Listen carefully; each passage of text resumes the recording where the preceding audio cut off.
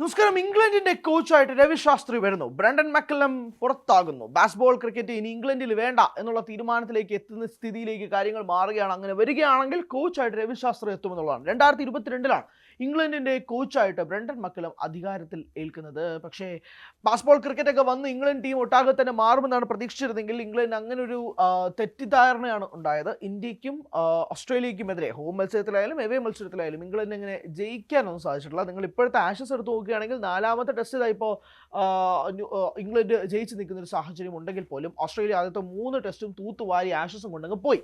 അപ്പോൾ ആ സാഹചര്യത്തിലാണ് മുൻ ഇംഗ്ലണ്ട് താരവും കൂടിയായ മോണ്ടി പനേസർ ഇങ്ങനെ ഒരു സാഹചര്യത്തിലേക്ക് കൂടി എത്തുന്നത്. അതായത് രവി ശാസ്ത്രി ആയിരിക്കാം ഇംഗ്ലണ്ടിന്റെ കോച്ചായിട്ട് വരാനുള്ള ഒരു സാധ്യതയിലേക്ക് കാര്യങ്ങൾ മാറുന്നതെന്നുള്ളതാണ്. 2-3 ദിവസമായിട്ട് ഇങ്ങനെ ഒരു ബസ് നടക്കുന്നുണ്ട്. പക്ഷെ കുറച്ചുകൂടെ കൺഫേമിലേക്ക് കാര്യങ്ങൾ മാറുകയാണ് എന്ന് വേണം തന്നെ പറയാം. അപ്പോൾ ആ ഒരു സാഹചര്യത്തിലും കൂടി എത്തി നിൽക്കുമ്പോഴാണ് Brandon McCullum out, Ravi Shastri in എന്നുള്ളൊരു കാര്യത്തിലേക്ക് വരുന്നത്. മാത്രമല്ല രവി ശാസ്ത്രിയുടെ പഴയ മത്സരങ്ങൾ ഉൾപ്പെടെ എടുത്ത് സൂചിപ്പിക്കുകയും ചെയ്യുന്നുണ്ട്. അതായത് വിരാട് കോഹ്ലി പെറ്റേണിറ്റി ലീവിൽ പോയിരുന്ന സമയത്ത് അന്നത്തെ സ്റ്റാൻഡിംഗ് ക്യാപ്റ്റനായിരുന്ന അജിങ്ക്യ രഹാനെ വെച്ചുകൊണ്ട് ആ ടീമിന് ജയിക്കാൻ സാധിച്ചത് ഉൾപ്പെടെ പറഞ്ഞുകൊണ്ടാണ് മോണ്ടി പനേസർ രവി ശാസ്ത്രി എന്ന കോച്ചിൻ്റെ കഴിവിനെക്കുറിച്ച്, എക്സലൻസിനെ കുറിച്ച് സംസാരിക്കുന്നത്. മാത്രമല്ല Ravi Shastri S A player എന്തുമാത്രം ഇമ്പോർട്ടൻ്റ് ആയിരുന്നു ഇന്ത്യൻ ടീമിൽ എന്നതിനെക്കുറിച്ചും മോണ്ടി പനേസർ സംസാരിക്കുകയും ചെയ്യുന്നുണ്ട്. പക്ഷേ അങ്ങനൊരു മാറ്റം, അങ്ങനൊരു ഷിഫ്റ്റിംഗ് ഗിയേഴ്സ് ഇംഗ്ലണ്ട് ടീമിലേക്ക് മാറുമോ, ECB മുന്നോട്ട് വരുമോ എന്നുള്ളതാണ് ചോദ്യം. അങ്ങനെയാണെങ്കിൽ if Ravi Shastri becomes the England cricket coach, അതൊരു പുതിയ ഷിഫ്റ്റ് തന്നെയായിരിക്കാം ഇംഗ്ലണ്ട് ടീമിനെ സംബന്ധിച്ചിടത്തോളം ഉണ്ടാകാൻ പോകുന്നത്.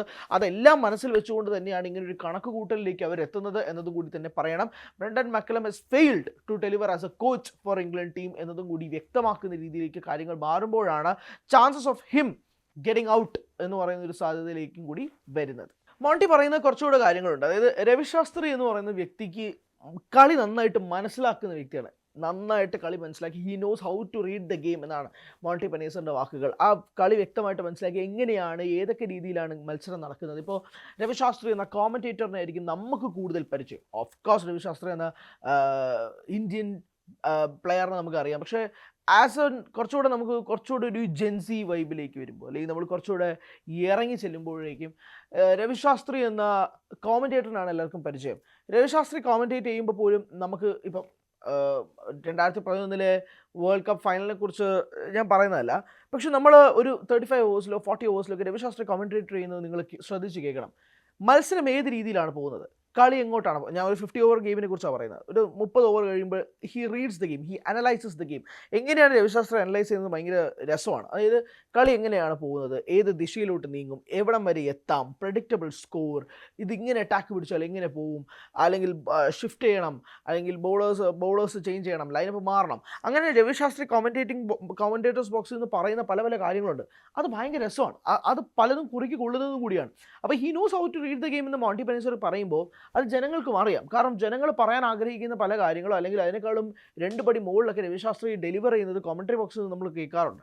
അപ്പോൾ അവിടെ നിന്നുള്ള വിശ്വാസ്യതയും കൂടിയാണ് ഇംഗ്ലണ്ട് ടീമിന് ഇങ്ങനൊരു തീരുമാനത്തിലേക്ക് എത്തിപ്പെടാനുള്ള സാഹചര്യത്തിലേക്കും കൂടി നീങ്ങുന്നത് എന്നതും കൂടി പറയണം. അപ്പോൾ ഈ രവിശാസ്ത്രി പ്രത്യേകിച്ച് ഓസ്ട്രേലിയയിൽ പോയിട്ട് ഓസ്ട്രേലിയ പരാജയപ്പെടുത്തുക, ഇപ്പം ആഷസ് ഇംഗ്ലണ്ട് ഇങ്ങനെ ഒരു ദയനീയ പരാജയത്തിലേക്ക് എത്തുക എന്ന് പറയുന്നത് ഇംഗ്ലണ്ടിനെ സംബന്ധിച്ചിടത്തോളം വളരെ വലിയൊരു തിരിച്ചടിയാണ്.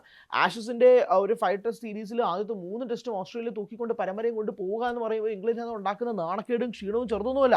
ഇപ്പം 4ാമത്തെ ടെസ്റ്റ് ഇംഗ്ലണ്ട് ജയിച്ചു എന്ന് കരുതി അതിനകത്ത് വലിയ മാറ്റമോ കാര്യങ്ങളൊന്നും ഉണ്ടാകുമോന്നില്ല. Because Australia has already won the series. Ashes Australia കൊണ്ടങ്ങ് പോയി.